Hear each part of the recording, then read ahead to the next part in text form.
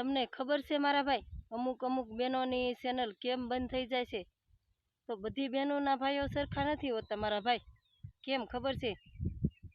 એ બેને કેટલી મહેનતથી ચેનલ બનાવી હોય અને કેમ કામ કરતાં કરતાં, ખેતીવાડીમાં કામ કરતા હોય, કોઈક રસોઈ કામ કરતા હોય, બધું કામ કરતાં કરતાં એને ચેનલ બનાવી હોય અને ઘણા લોકોના ઠપકા સાંભળતા સાંભળતા ચેનલ બનાવી હોય.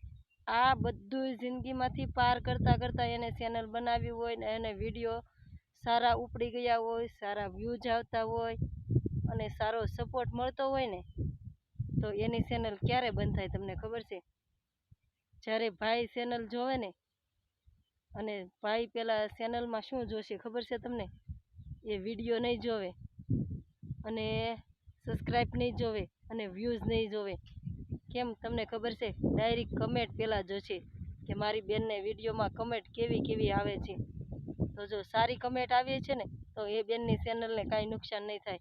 અને જો ખરાબ કમેન્ટ આવતી હશે ને, તો તરત જ એમ ફૂલ કાઠિયાવાડીમાં કહી દેશે કે બેન આ ભવાડા બંધ કરી દે, આમાં સારી કમેન્ટ નથી આવતી.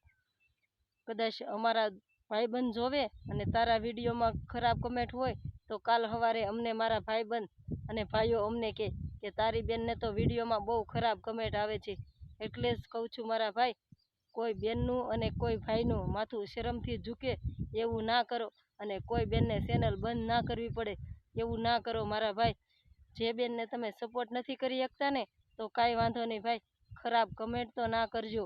અને હા, તમારથી ફૂલડા પાથરવાની હિંમત હોય ને, તો એ બેનની જિંદગીમાં જરૂરથી ફૂલડા પાથરજો.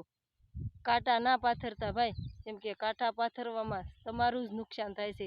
કેમ તમને ખબર છે? કોકની જિંદગીમાં આપણે કાંટા પાથરવી ને, તો આપણી જિંદગીમાં જ કાંટા પથરાઈ જાય છે અને એ કાંટા આપણા જ પાથરેલા આપણને જ વાગે છે. પોતાનો ખાડો કરેલો પોતે જ પડવી છે મારા ભાઈ. એટલે ખરાબ કમેન્ટ ના કરતા મારા ભાઈ, બેન સમજીને સપોર્ટ કરજો મારા ભાઈ. બસ આટલું જ કહેવાનું. વિડીયો પસંદ આવે તો લાઈક શેર કરી દેજો. જય મોગલમાં.